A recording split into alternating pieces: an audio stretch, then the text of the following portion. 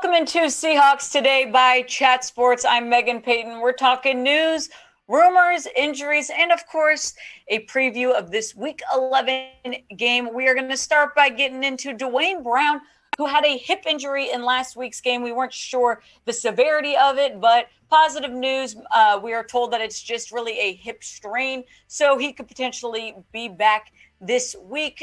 Ryan Neal, on the other hand, he is going through concussion protocol after last week's game. Now, we're not too sure what's going to happen with his status as far as this week. I think that is one that I'm a little bit more concerned about because I feel like Ryan Neal has been such a great addition to the Seahawks defense. Obviously, we'll keep you updated if we know anything more, but as of now, those are the two injuries that really happened last week. So that's kind of positive news for Seattle. If you leave a game with two somewhat minor injuries, you're probably in a pretty good place.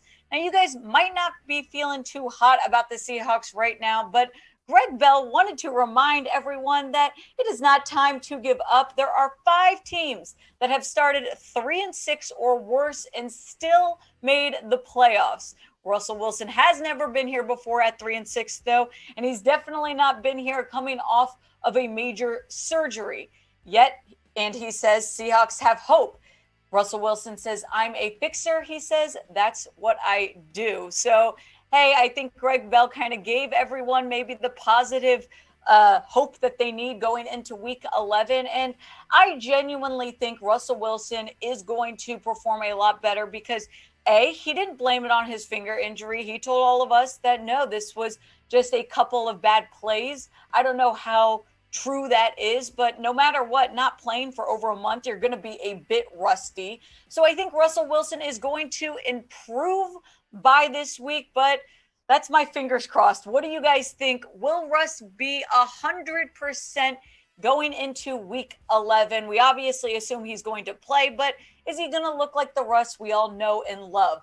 Type Y for yes if you think so, or type N for no. I'm going to give it like an 80%. So yes, but I'm 100's a little strong. I think he's going to be looking at about 80%. Now, something that is 100% guarantee that you are going to be getting a great deal is the BetUS deal. So the BetUS is the sports book here at Chat Sports. They are doing their 125% deposit bonus deal, meaning you put up $100, you'll get 125% deposit bonus. That's going to turn into $225. Now you've got $125 of free money to bet on anything you'd like. As we've said, it doesn't have to be Seahawks. It can be anything you'd like, college football, NBA, whatever. Just make sure you go to chatsports.com/bet and make sure you use promo code Seahawks125. And we are going to keep our NFL jersey giveaway going on for just a little bit longer. I promise you very shortly these videos are going to happen, and we're not going to have this deal for you guys because the jerseys are going away. But if you are new to BetUS and you sign up, you go through the steps that we just talked about, prove to us that you did this, place your first bet on anything you'd like, email us jersey@chatsports.com, and we will send you over a free Seahawks jersey. We've got Russell Wilson, we've got DK Metcalf, and we do have a few Jamal Adams left. So let us know sizes, what you prefer, and we will make that happen for you guys. Now, this is the obvious. I mean, clearly, the Seahawks need to win on Sunday. 3-6 is not promising, but we are not out of the question yet for the playoffs, but you really don't want to fall to 3-7. I think really just for the feeling of this team too, we need a win so everyone starts feeling a bit more encouraged. And I think that, even though this is going to be a difficult division game against the Cardinals, I think it's actually more possible than you think because the Cardinals quarterback situation is very much up in the air right now. If you guys don't know, Kyler Murray missed last week's game. He is dealing with an ankle injury. So what did they do? They didn't have Kyler Murray. They brought in his backup, and guess what happened to him? Colt McCoy. Colt McCoy had a pectoral injury during last week's game. So right now, there is a chance that Kyler Murray doesn't play, Colt McCoy doesn't play, and then therefore maybe the Cardinals are with the third guy, which we're going to talk about. But Adam Schefter did say that Cardinals quarterback Kyler Murray spoke about his ankle, and he said he's pretty close. So we don't know if that means that he's pretty close. Do we think he's actually going to play on Sunday? But this is going to be a big determining factor, I think, on the Seahawks' realistic chances of winning this game. But like I said, Colt McCoy injured his pectoral muscle. That is their backup to Kyler Murray. So there's a high chance that if Murray's not playing, McCoy's not playing either. Therefore, the Cardinals are going to be relying on a guy named Chris Steveler. Sorry, he's a new name to me. Chris Steveler. He is from South Dakota College, and we have not seen much of him. So in 2021, when he came in for Colt McCoy, he had a 66.7 completion percentage, 36 yards, no touchdowns, no interceptions. So it's really hard to judge how he is because we don't really know him. But this would obviously be in the Seahawks' favorite if they do not have to go up against Kyler Murray. Right now, the over-under for this game is set at 48. The Cardinals are still favorites at -2.5. This line has shifted because the Seahawks originally came in this week at 2-point favorites. Now it's shifting over into the Cardinals' favorite side. I think that's because they assume that Murray is going to be back playing. Either way, though, I think Russell is angry. I think Russell, there's no way he has the same kind of game like he had last week. So now it is time where we get our score predictions in. This is our pinned comment. Let's give some Seahawks some hope. I'm not telling you what to make your score prediction, but I'm saying right now, go to the comments and get those votes in. If you get the score right, we will shout you out on the episode after the game during our game recap. So go in, get the score predictions in. Do not go in after the game and put them in. We'll be able to tell when you did this.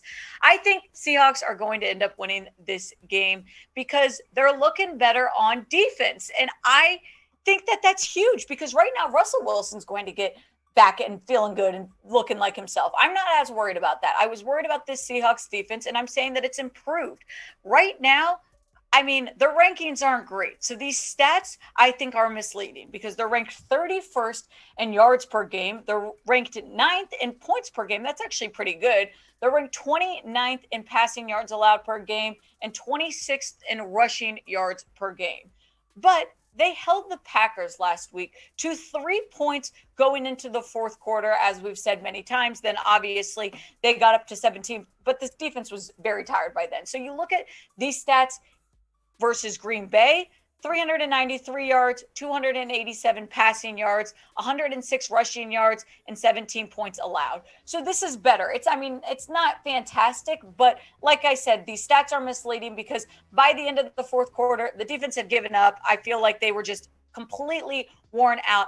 But I'm feeling a lot more confident in Pete Carroll and in Ken Norton Jr.'s defense. I know there was a lot of heat on both of them early on this season. I think it's something encouraging that we can look at for the Seahawks team that obviously has been struggling. So I'm asking you guys, has your faith in Ken Norton Jr., heightened a bit? We're going to scale this 1 to 10 on how much faith you have in Ken Norton Jr. If you're saying you've got no faith in him, you can give it a 1.